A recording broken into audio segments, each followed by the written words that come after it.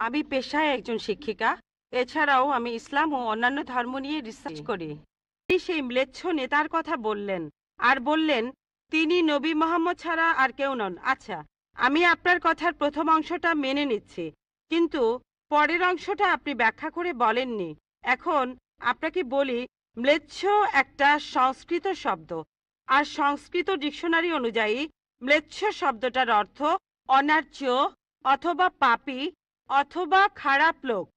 ম্লেচ্ছ শব্দটার এই তিনটা অর্থ হয়। তাহলে কি বলা যায় মোহাম্মদ ছিল পাপী অথবা খারাপ লোক? আরেকটা ব্যাপার হলো, এই ভবিষ্যৎবাণীর দ্বিতীয় শর্তটা, সেটা হলো তিনি একটা মরুস্থলে জন্মাবেন। মরুস্থল এর অর্থ মৃতদের স্থান, কারণ মরু শব্দটা এসেছে সংস্কৃত মৃ থেকে, যার অর্থ মৃত্যু।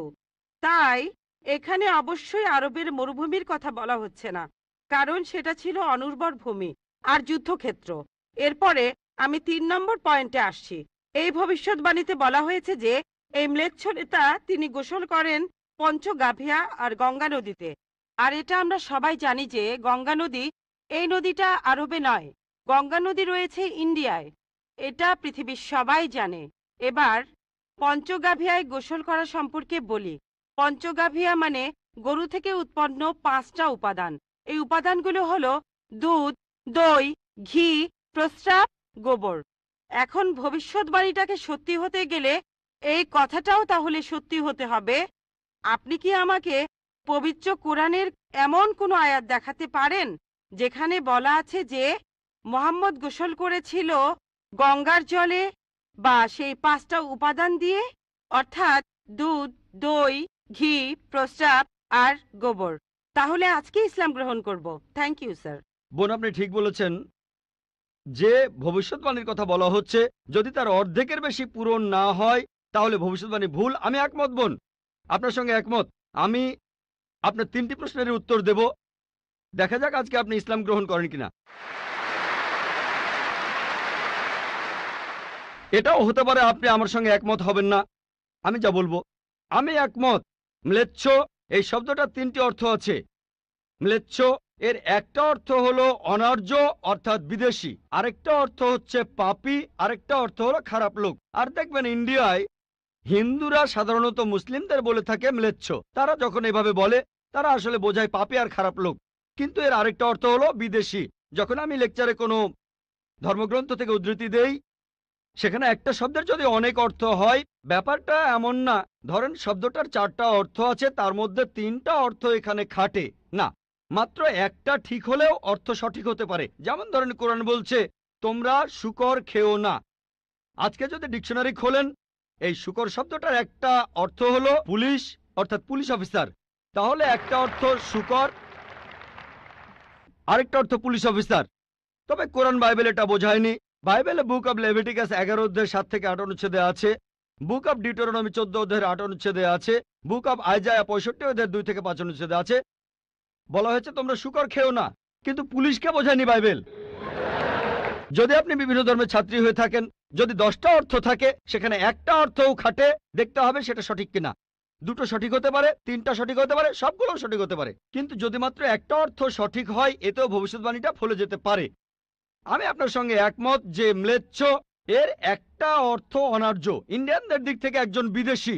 আর আমি আমার লেকচারে তখন বলেছিলাম ম্লেচ্ছ শব্দের অর্থ হচ্ছে বিদেশি। আর আপনি ভুল পথে গিয়ে বলছেন এখানে ম্লেচ্ছ মানে হচ্ছে পাপী। আপনি আসলে এখানে ভুল বুঝেছেন বোন। যদি আপনি বলেন কোরআন আর বাইবেল বলছে পুলিশদের খেও না, তার মানে আপনি বিভিন্ন ধর্মের উপর ছাত্রী নন, আপনি তাহলে এক পেশে। একটা অর্থে যদি ভবিষ্যৎবাণীটা পূরণ হয়। আরেকটা কথা, যদি সন্দেহ থাকে, আমি আরো 10টা পয়েন্টের কথা বলেছি, সবগুলোকে খণ্ডন করতে পারবেন না। আরেকটা বললেন মরুস্থল, এটার একটা অর্থ আমিও একমত, মৃতদের স্থান। তবে সংস্কৃতিতে মরুস্থল শব্দটার আরেকটা অর্থ হচ্ছে বালুময় স্থান।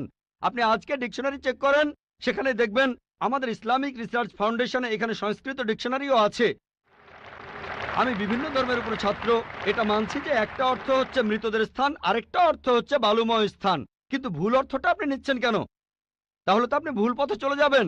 যদি পারমুটেশন আর কম্বিনেশন গুলো দেখেন, অন্য যে পয়েন্টগুলো বলেছি সেগুলো পুরোপুরি সঠিক। এখানে আপনাকে সঠিক উত্তরটা বেছে নিতে হবে। তাহলে মরুস্থল শব্দটার একটা অর্থ হলো বালুময় স্থান বা মরুভূমি। আপনার তৃতীয় প্রশ্নতে আসি, আপনি ইসলাম গ্রহণ করবেন ইনশাল্লাহ। তৃতীয় প্রশ্নটা, আমি যে ভবিষ্যৎবাণীটার কথা বলেছি যে নবী মোহাম্মদ সাল্লাল্লাহু আলাইহি সাল্লাম পঞ্চগর্ভে গোসল করেছিলেন গঙ্গা নদীতে, এখানে বুঝে নিতে হবে যখন আমরা বলছি যে হিন্দুদের রীতি অনুযায়ী যে কেউ পঞ্চগর্ভে বা গঙ্গায় গোসল করবে তার অর্থ বিশুদ্ধ হবে।